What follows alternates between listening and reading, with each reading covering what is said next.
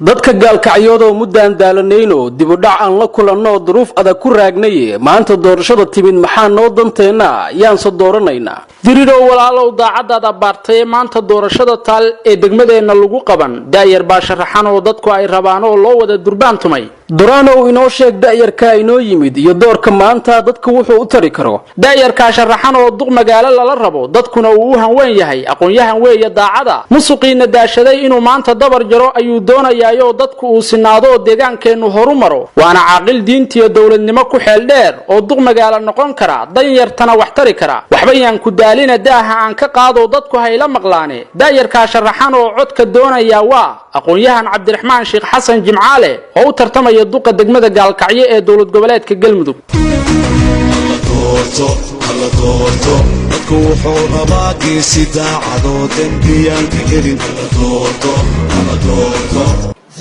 sida boorkan ku cad xafladda waxaan idin dalbay in aan idin soo gudbiyo damacayga musharaxnimo oo aan ahay musharax u taagan qabashada xilka duqa degmada gaalkacyo 4 sano ee soo socota sababaha igu dhaliyay in aan u soo istaago xilkaas maantay waxaa ka mid ah runtii lambar 1 xog ogaalnimo dhab ah oo aan u leeyahay deegaanka baahiyadiisa guud sida dhismaha kaabayaasha dhaqaalaha oo ay ugu horeyso in magaaladu hesho jidada ay iskaga gooshaan bulshada ku dhaqan sidoo kale adeegyada aasaasiga ah ee bulshada sida waxbarashada caafimaadka biyaha korontada iyo amniga oo ah shay ugu baaxad weyn lambar 2 aniga oo aaminsan runtii fursado badan oo deegaankan lagu hormarin karay in laga gaabiyay siday rabtaba ha ku dhacdeen lambar 3 sidoo kale maadaama aan ahay nin dhalinyaro ah siyaasadana muddo ku soo jiray oo intii 10 sano runtii ka soo shaqaynayay siyaalo kala duwan siyaasadda dhexdeeda waxaan aaminsanahay in aan leeyahay khibrad maamul oo igu filan in aan maanta ku maamulo degmada gaalkacyo inta hoos timaada aan khibrad deegaankayga runtii aan isleeyahay maanta waxaa kaga saari kadhaa marxaladaha intii iga horeysan ay kaga soo shaqaynayeen oo dadaalada badan lagu soo maray aan isleeyahay si dhab ah waa ugu sii horumarin kadhaa baan maantay igu kaliftay ama igu dhalisay inaan u soo istaago musharaxnimada xilka qabashada duqa degmada gaalkacyo ma ahay runtii qof ku taamaya inuu dhaqaale ka sameeyo maamulka uu doonayo inuu ku hogaamiyo taa beddelkeeda waxay tahay inaan u ogolahay isla xisaabtan dhab ah naftadayda marka koowaad sidoo kale inaan u ogolahay cid walba shaqada ay ku habboon tahay inaan gacanta u galsho si joogtaana aan kula xisaabtamo aniguna isla markaas aan diyaar u ahay bulshada degmada gaalkacyo inta hoos timaada inay igula xisaabtamaan mas-uuliyadda aan hogaaminayo ilaahay dartiisu dadaalayo dumarkiyo aniguna waxaan leeyahay maatida message-koodii agoonta message-koodii jidadka gaalkacyo go'an iyo dhiiqada message-koodiiba anaa sida waana ku doorteen taasaan leeyahay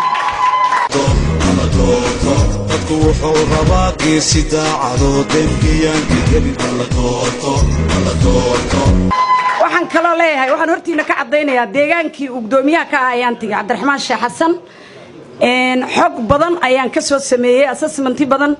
waxa la iga sheekay igu qasal badnaa waa laga yaabaa in guddigii la shaqeynaa ama deegaankiisii qaar joogo in dadka shaqeynaa guddiga ka mid ah ay barnaamij yar oo kala tuuris ah waxyaabaha fududaynta ah gabar uu dhalay inay ahayd iyo I don't know inay xaaskiisa ma garan karo la yiri kaarkan intaad noo qaadid lacag $20 ku leedahay inta kalena soo celi guddiga iska leh cabdiraxmaan sheekh xasan intuu ogaaday inuu soo celiyay ama meeshaas ay ka dhacdo maxaa gurigayga wax la iiga geeyay cadaaladaas aan rabnaa soo dhawaawaan ku leenahay waxaan rabnaa inaad mudane iyo darane iyo liita kala socdo waxaana dib u dhiganaynaa xilligii oo soo baxdo haddaad soo baxdo waana kula shaqayn doonaa waana kula xisaabtami doonaa nin jeclays waa dhammaatay yaan layla xisaabtami waa dhammaatay lambarka uu u dheelana waxaan leeyahay nugu filan hanaga daba keenina wax kale maadaama bulshadii kale idin siisay nugu filan aan leeyahay waa mudana hawlgara sharaf muulasiiyo aan leeyahay cabdiraxmaan wuxuu mudan yahay in madax laga dhigo wuxuu mudan yahay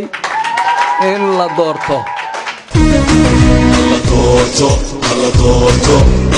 meeshaani waxay u baahan tahay waxqabad bay u baahan tahay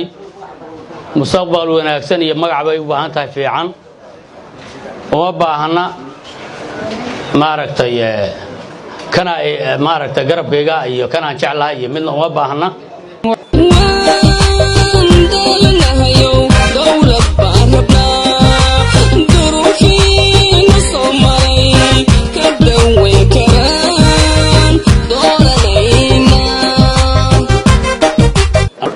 annagu maanta waxaan meeshaan u nimid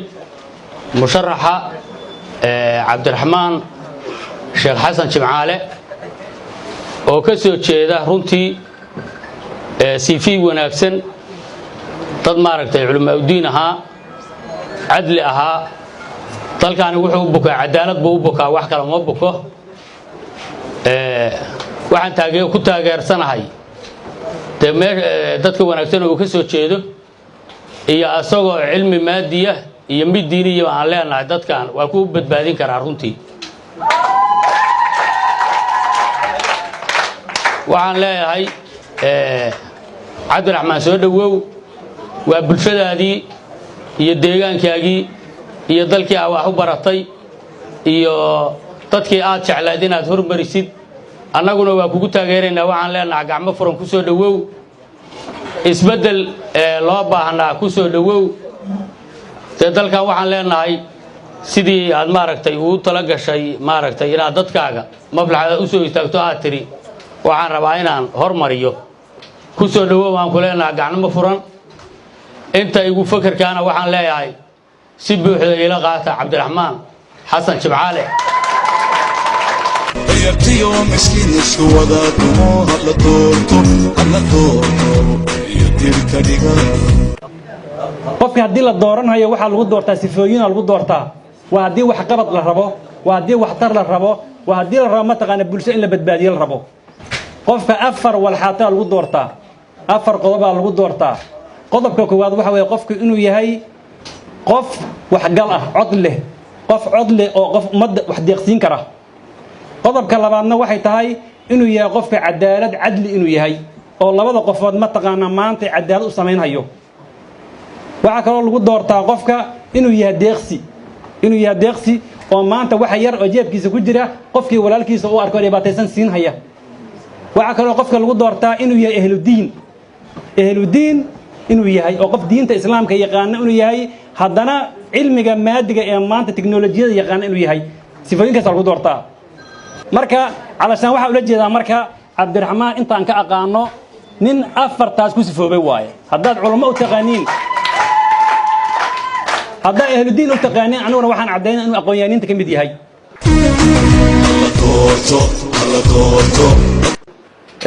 cabdiraxmaan ha la doorto ama waxaan leeyahay doorta nin fiican oo dhallinyaraa weeye waa inaad doorataan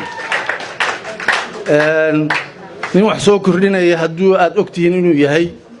inaad ku dhiirataan weeye inaad tidhahdaan doorta marka waxaan leenahay soo dhowow waa kugu hambalyeynaya guulaysana waa ku leeyahay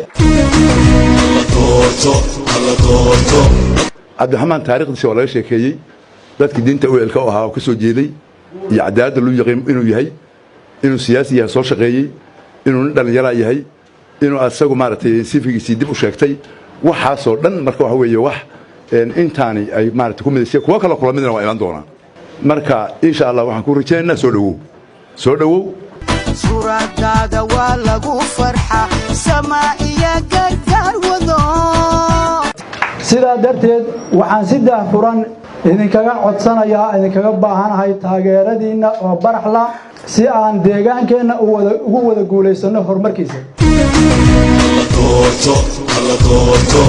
aan idiin dardaarmee dadweynow dhammaantiin maanta doorashada taal fursad weeye dahabiya yaan la beerdarayn oo dibna laga shallaayine xildhibaanada deegaanka iyo dadkoo idil matalayow dadkiinniya deegaankaba doorkaan u hiilshow laaluushna daayo inoo doora cabdiraxmaan sheekh xasan jimcaale dunidaa dhaqaaqdiyo daruuraha aan gaarne dalka waxaa u hori shacabkan dayacan dayaalkay rabaan kii la doonay degdeg wuxuu qaban